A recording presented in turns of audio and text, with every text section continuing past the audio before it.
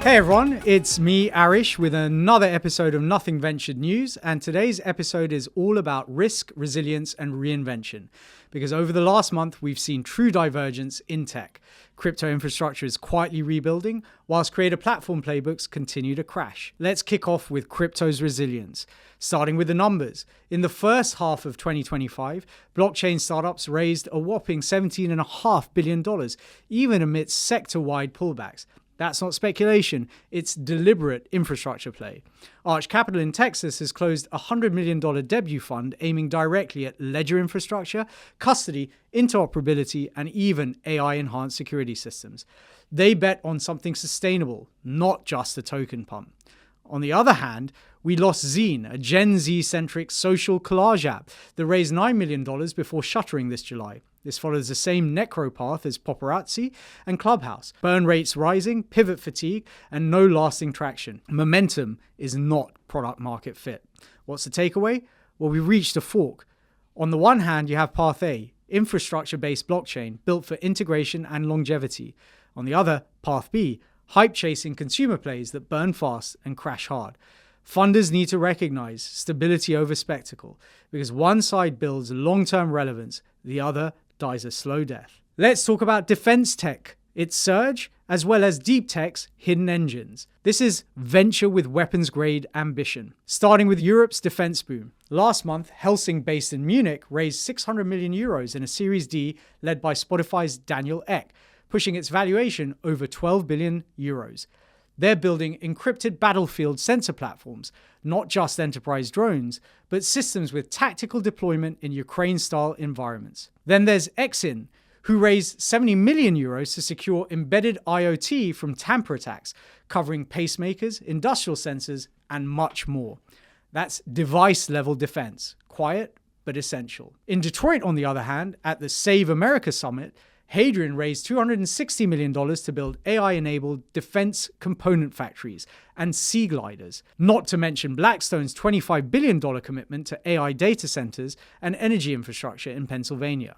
And Canada's Almonte raised $90 million to shore up tungsten supply, critical for defense hardware. What about deep tech? Even VCs are doubling down. Celesta Capital just noted deep tech now accounts for 20% of VC flow, up from around 10% just 10 years ago. Why does this matter? This is national security venture. We're not just funding tech, we're funding capacity built for defense, sovereignty, and power. That comes with massive ethical weight. That's your narrative. Venture is no longer neutral. Moving on to biotech, the drought that we're facing, as well as hidden deal makers. Biotech isn't broken, it's being refined under heat. Let's talk about the capital contraction. HSBC shows first-time biotech financing plunged from $2.6 billion to $900 million from Q1 to Q2. That's the lowest since early 2023. Overall, biotech VC dropped from $7 billion to $4.8 billion. Triage is needed. Lab closures, slow FDA cycles, funding fatigue. This isn't a failure, it's Darwinian correction. Startups without pipelines are feeling it. But there is opportunity in that discipline.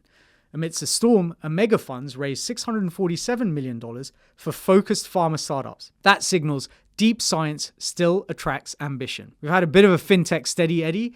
It did okay, about $22 billion in half one, fewer deals, larger rounds. But we're also seeing new liquidity tools with QSBS changes enabling earlier liquidity. Founders are able to cash out without pressuring IPOs. That's reshaping expectations and extending runway. What does that mean? Well, biotech's not gone. It's refining what survives.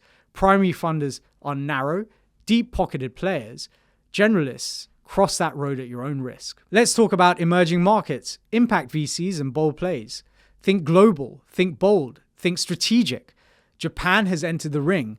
Japan's Globus, backed by pension giant GPIF, opened a San Francisco office, supercharging cross-border hard tech flow. Canada is thinking about its critical resources, with Almonte's tungsten play not being just industrial, being geopolitical. $90 million to break Chinese supply chains. The UK has had its impact declaration, with Impact X Capital closing £100 million to invest in underrepresented founders with backing from Visa and Bank of America. The message: societal ROI matters. US strategic capital is having its moment, with, in the US, America's Frontier Fund raising $315 million with backing from the Department of Defense, Eric Schmidt, Peter Thiel for AI, quantum, biotech, and space. That's national mission in capital form. Are you leading or are you following? Even seed stage players are catching up. Bolstart Ventures raised $250 million to lead the first check in AI, cyber, and crypto. That's a direct shot at being the leader, not just treading water. But we're also seeing innovation gaps. Contrast that with Baltimore, which saw VC collapse to $70.8 million in Q2, which is a sign that not all tech hubs are built to thrive. So what's the final take? Here's where you stand. On crypto, is it infrastructure or illusion cord? On defense tech, sovereign strength or ethical compromise? In biotech, is it filtered science or survivor bias? And in geopolitics, are you investing in national power or ignoring global impact? This is the new venture frontier, raw, strategic, jurisdiction charge. And if you're here to chase valuations, maybe you already missed the point. That's it for today. I'm Aarish. This is Nothing Ventured. Stay bold, stay thoughtful, and see you next time.